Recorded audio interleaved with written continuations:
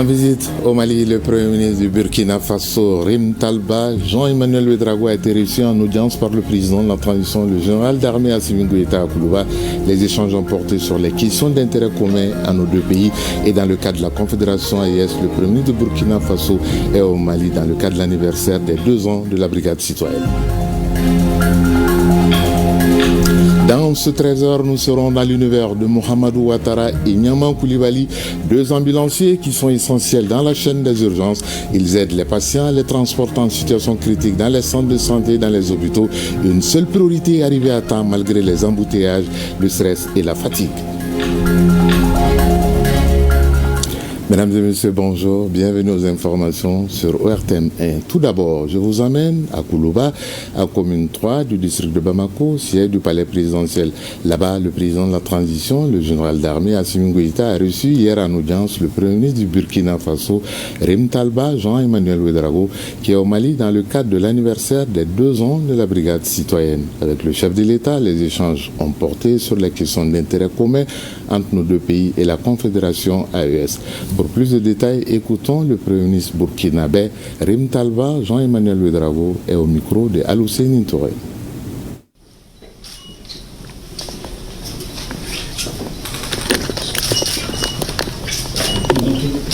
C'était un insigne honneur pour moi-même ainsi que pour toute la délégation qui m'accompagne. Évidemment, grâce à l'entremise également de mon frère, le Premier ministre Maïga, c'était une opportunité pour nous de lui transmettre les fraternelles salutations du président du Faso, le camarade capitaine Ibrahim Traoré. Et c'était également l'occasion pour nous de lui traduire tous nos remerciements pour nous avoir associés à cet anniversaire de la brigade citoyenne que nous avons vécu comme un grand moment d'exaltation du sursaut de la jeunesse. Ça a été l'opportunité pour nous de rendre compte au chef de l'État de notre séjour ici à Bamako chez nous, un séjour qui se passe très bien. Nous avons eu l'opportunité, au-delà de cet anniversaire de la brigade citoyenne, de pouvoir nous retrouver pour échanger sur des sujets d'intérêt du moment, faire un tour d'horizon des grands défis, mais également nous remotiver évidemment pour continuer donc le combat. Nous avons bénéficié auprès de son Excellence, Monsieur le Président de la République, évidemment de ses sages conseils, de ses précieuses orientations, afin de poursuivre la dynamique actuelle et surtout de travailler à l'amplifier.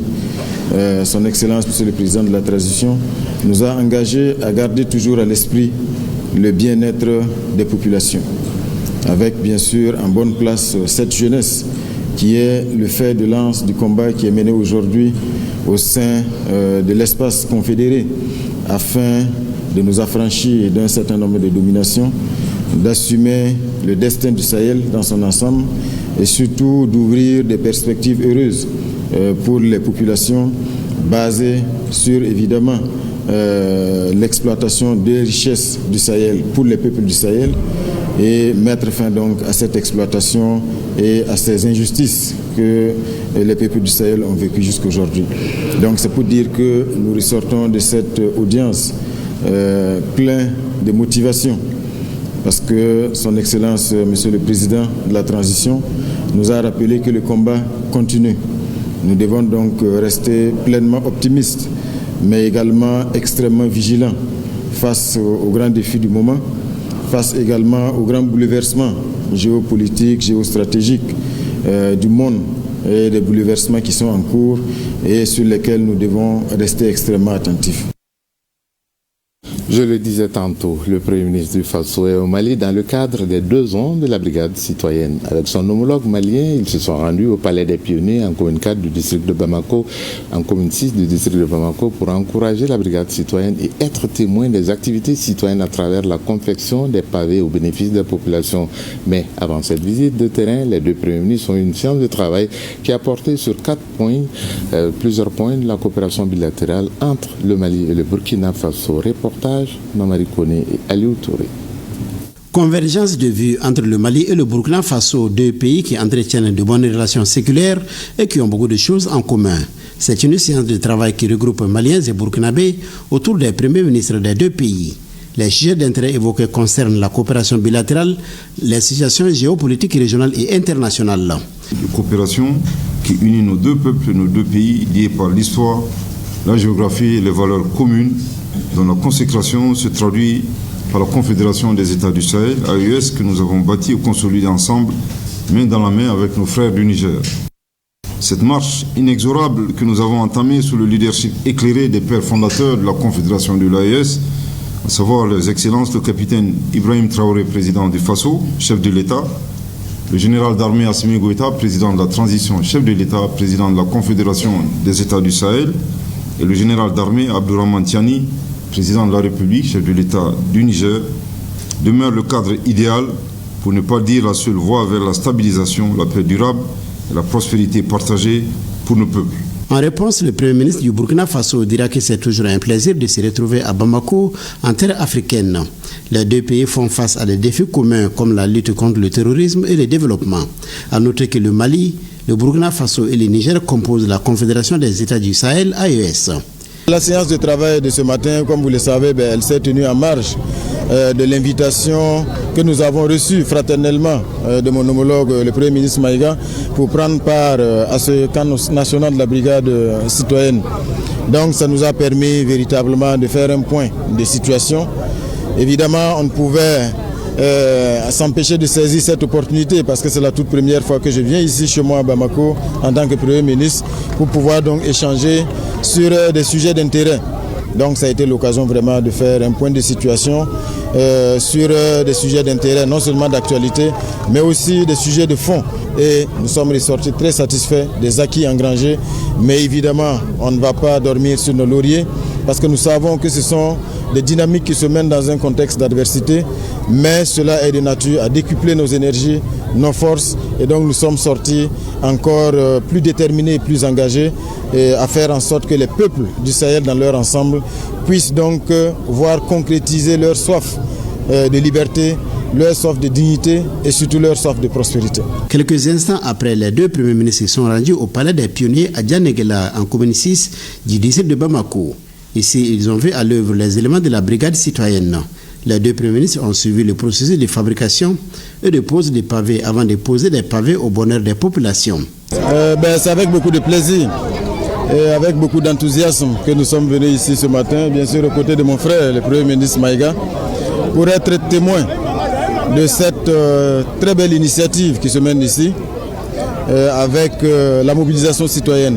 Non seulement la brigade citoyenne, mais au-delà de la brigade citoyenne, nous sentons que c'est vraiment une mobilisation d'ensemble des citoyens qui ont pris conscience de ce que leur propre sursaut peut apporter des solutions à des problèmes. Au-delà donc du résultat concret en termes donc d'aménagement de cette avenue, il y a aussi le caractère pédagogique qu'il convient de saluer et de faire prendre conscience à tous nos concitoyens du Mali ici, mais également de l'AES, que l'époque où il fallait s'asseoir et tout attendre et compter sur les promesses démagogiques souvent qui sont lancées pendant les campagnes électorales, cette période-là est révolue. Le message aujourd'hui, c'est de se mettre debout et tous ensemble nous retrousser les manches pour trouver des solutions. Chacun peut être utile par sa force de travail, mais également par ses moyens, par son expertise, afin que tous ensemble nous puissions être comptables de la transformation de nos sociétés, de la transformation de nos quartiers, de nos rues. Et je pense que ici c'est l'illustration de ce sursaut citoyen qu'il convient de saluer et appeler donc à une adhésion totale pour que la dynamique qui est ici à l'œuvre puisse s'amplifier et puisse être perceptible partout au Mali, partout au Burkina Faso, partout au Niger, partout dans l'espace AES. Cette activité s'inscrit dans le cadre de l'édition 2025 de la Journée nationale de la brigade citoyenne, dont le Burkina Faso est le pays invité. Le camp de brigade mobilise cette année plus de 5000 jeunes de Bamako et de 16 régions du pays autour des activités de citoyenneté. Sur un tout autre plan, la vision Malikoura Agneta Sraka Ben Samba Flani Bioro Savama déclinée aux membres du Haut Conseil des collectivités territoriales, c'est le ministre de l'économie et des finances qui a présenté les grandes lignes de cette nouvelle vision d'un Mali émergent. Moussa Kamara. Un projet ambitieux, une vision à long terme et une volonté assumée de transformer en profondeur le Mali. Voilà le temps donné à cette rencontre tenue au siège du Haut Conseil des collectivités territoriales. Ce document pensé sur un horizon de 40 ans se veut la feuille de route pour un Mali nouveau. Nous avons 4 étapes, 4 phases de 10 ans. Ce qui fait que nous passerons donc de 2023 à 2063. Pour ce faire, il nous a été donc recommandé de mettre en place une politique économique, sociale qui permettra donc d'atteindre un taux de croissance de 10% ou plus. Deuxièmement, de veiller à la souveraineté de notre pays. Les membres du Haut Conseil des collectivités territoriales ont salué l'initiative et réaffirmé leur volonté d'accompagner ces projets structurants. La mise en œuvre des activités de dissémination des documents de la vision Malikoura Nyatasira Kabin sans Bafla Biorone Savama a été un grand honneur et un grand plaisir pour nous. Nous sommes suffisamment édifiés. Cette vision entre dans le cadre de la consolidation des acquis et de la poursuite des réformes entamées par la transition. Mais au-delà des chiffres, Malikoura Nyatasira mise sur la reconquête de la souveraineté nationale, qu'elle soit économique, politique, éducative et culturelle, et l'émergence d'un Mali fort, résilient et prospère. Nous avons 4 documents, un document de diagnostic, un document sur la vision, un document sur les projets que nous envisageons de mettre en place pour atteindre les résultats et les cartes. Nous avons décidé de mettre en place 11 projets structurants qui doivent nous permettre d'aboutir au Mali émergent. En prenant langue avec les institutions de la République, Malikoura Nyatasira jette les bases d'un pacte national autour d'un avenir partagé, une vision de 40 ans, mais des actions à engager dès maintenant. Humanitaire à présent, la Croix-Rouge malienne célèbre ses 60 ans de présence au Mali. Avec cette célébration, il s'agit de reconnaître tous les efforts fournis par l'organisation humanitaire au service de la communauté. En 60 ans, les réalisations au bénéfice des populations se chiffrent à plusieurs dizaines de milliards de francs CFA et le partenariat gouvernement du Mali Croix-Rouge malienne se porte très bien. C'est ce que nous dit Youssouf Diakiti. 60 ans d'engagement jour pour servir l'humanité. Difficile d'estimer le bilan de la Croix-Rouge malienne au regard des réalisations faites à l'endroit des communautés bénéficiaires, des réalisations qui s'inscrivent dans la logique des missions de l'organisation humanitaire, soulager les souffrances, protéger la dignité, bâtir l'espoir. La Croix-Rouge du Mali intervient dans les domaines de la santé. Et dans le domaine de la santé, vous avez plusieurs axes. Vous avez la santé communautaire, vous avez la prise en charge de la malnutrition, vous avez le contrôle du paludisme, vous avez le contrôle des épidémies. Nous avons aussi la préparation et la gestion des catastrophes, dans lesquelles nous avons la composante préparation, anticipation, et aussi nous avons la réponse après les catastrophes. Il y a 60 ans, un rêve prenait forme, celui d'un homme visionnaire, le docteur Soumino Dolé, alors ministre de la Santé et du Développement social. Touché par la détresse d'une mère qui tenait un enfant malade, privé d'accès aux soins, dans un village reculé, il eut l'intuition qu'il fallait doter le Mali d'une institution humanitaire neutre, impartiale et indépendante pour soulager les souffrances humaines. La Croix-Rouge malienne, ce n'est pas une ONG, c'est plutôt des auxiliaires des pouvoirs publics qui interviennent dans l'humanitaire dans tous les secteurs, sur le plan social, sur le plan santé, sur le plan environnement, bref, sur le plan développement tout court. Il faut le rappeler, la Croix-Rouge a des principes de fonctionnement tels que l'humanité, l'impartialité, la neutralité, l'indépendance. À ceci s'ajoute le volontariat, l'unité et l'universalité. La société nationale célèbre 60 ans d'ancrage local, communautaire avec son vaste réseau de plus de 10 000 volontaires répartis sur tout le territoire national. En effet, ces braves hommes et femmes qui constituent la Croix-Rouge travaillent sans relâche sur le terrain, très durement, souvent dans des conditions extrêmement difficiles, pour venir en aide aux populations les plus vulnérables. la Croix-Rouge malienne a toujours déployé, du nord au sud du pays, son action sur tous les fronts de l'assistance humanitaire.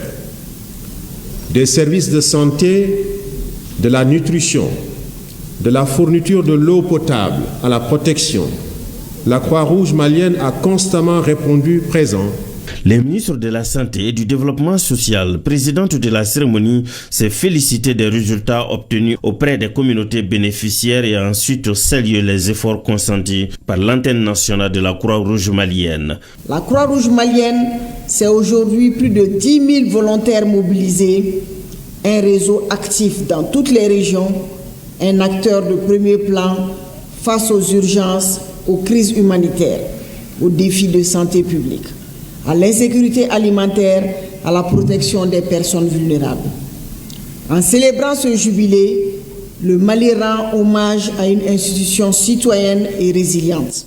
L'un des moments forts de la cérémonie a été la remise des distinctions honorifiques à certaines personnalités pour leur contribution à la vulgarisation des actions humanitaires.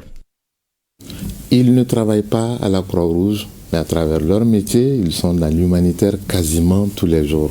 Il s'agit de Mohamedou Ouattara et Niaman Koulibaly, ambulanciers. Ils sont essentiels dans la chaîne des urgences. Ils aident les patients en situation critique, les transportent dans les centres de santé, dans les hôpitaux.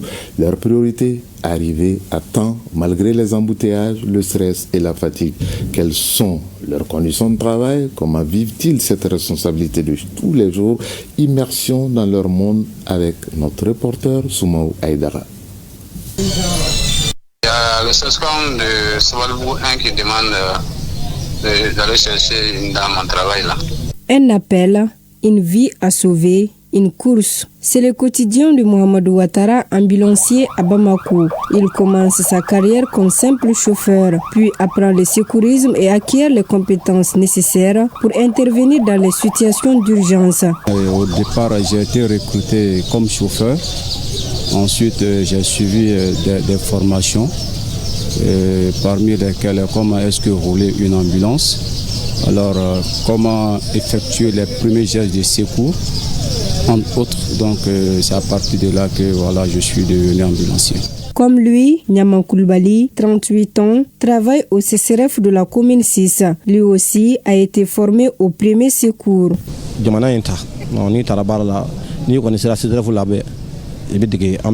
Voilà, formation qu'on a un monde ni moko de kuna folo ni docteur wala te krefe e rebe saka deme na mo chukumina ni kenya takabulu anyo kalange ni wa ko secourisme anyo kala anyo formation ke ka fla ka siraba kan seria kala ka labanga mo fi kuma njuko nyuma wa fo aki ka ofene kala. Dans ces centres, le travail des ambulanciers est bien organisé. Un système de garde est en place 24 heures sur 24. À chaque alerte, l'ambulancier part immédiatement sur le terrain pour assurer le transfert du patient. Donc, ils sont au niveau de 7 chauffeurs. Et ces 7 chauffeurs, nous avons 14 heures de santé. Donc là, il y a 6 qui assurent la permanence et il y a un qui passe la nuit pour la garde. Alors, dans le cadre des centres de santé de référence, nous avons ce qu'on appelle la référence évacuation de la mère et de l'enfant. Ils transportent également les urgences médico-chirurgicales, tous ceux qui ne peuvent pas être pris en charge au niveau des CCRF, tels que les cas de réanimation, sont directement transportés au niveau des hôpitaux. Et ils sont organisés en équipe. Il y a toujours un ambulancier qui est là, qui fait la garde. Donc il dort ici, qui fait la référence d'évacuation. Les autres sont là pour assurer la permanence dans les services. Les ambulanciers transportent surtout la médecine de la mère et de l'enfant à notre niveau ici. Donc c'est les urgences obstétricales, les femmes enceintes et les nouveau-nés. C'est ce qui prime. Mais comme maintenant on est en train de devenir un hôpital district, donc on a aussi les cas de complications de l'HTA, du diabète, les pathologies chirurgicales. Tout est là en urgence qu'on peut faire toutes les évacuations. Nos 2 ambulanciers reçoivent plusieurs appels d'urgence et ils interviennent selon la gravité des cas. Être ambulancier va au-delà de répondre à des appels d'urgence. Il s'agit de faire face à des situations comme les embouteillages et le stress. Souvent dans la journée, on peut intervenir 5 à 10 fois. Souvent même tu peux faire toute une journée, tu n'interviens pas. Donc ça dépend de la fréquence des urgences. Vous savez, au Mali ici, les usagers ne sont pas courtois, ils ne sont pas courtois dans la circulation. Donc souvent on a du mal à avoir la route pour amener le malade rapidement dans les hôpitaux. Les gens la population a fait comme la population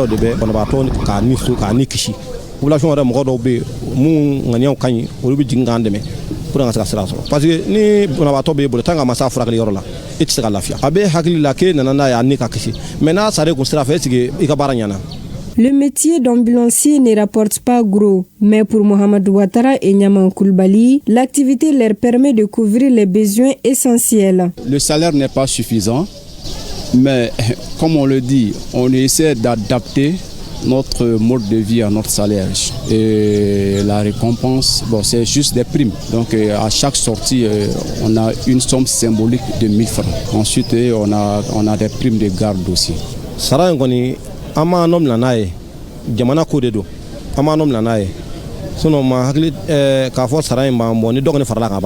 Les primes qu'ils reçoivent s'inscrivent dans le cadre du document de référence sur les évacuations. Ils ont un quota qui est fixé dans le cadre. Ensuite, en dehors de ça, ils ont les primes de garde, comme instituées par les accords tripartites entre les syndicats, l'État et les collectivités. Mais notre cadre est périmé, on est en train de faire un nouveau cadre. Donc tout est géré dans ce cadre-là. Donc c'est ce cadre-là qui va déterminer les différentes distances des CESCOM au CCRF et aussi les conditions de motivation des chauffeurs. Tout le monde doit mettre une quote-part dedans. La mairie doit mettre quelque chose dedans, la collectivité doit mettre quelque chose dedans, le CCRF mettre quelque chose dedans pour faire un fonds social. Donc ils ont un quota sur chaque évacuation. Être ambulancier, c'est aussi oublier la vie des familles à cause de la fréquence des urgences. Bon, je dirais pratiquement qu'on n'a pratiquement pas de vie de famille. L'ambulancier fait partie du personnel de santé. Donc on est comme des militaires. On est appelé à chaque fois pour intervenir. Chaque trajet est une course contre la montre. Et au bout de chaque sirène, il y a une vie à sauver. L'air cru du cœur, que la population cède la route pour que chaque intervention ait une chance d'arriver à temps. C'est avec ces travailleurs de l'homme que se referme ce 13h. Le prochain rendez-vous avec l'actualité sur RTM 1, c'est à 20h avec Awa Dit Makamara. D'ici là, prenez soin de vous. Bel après-midi à toutes et à tous. Chacun de nous ne peut être une étoile, mais tâchons de briller pour éclairer là où nous sommes. Je vous retrouve demain à 13h et avec toujours le même plaisir de vous servir. Au revoir.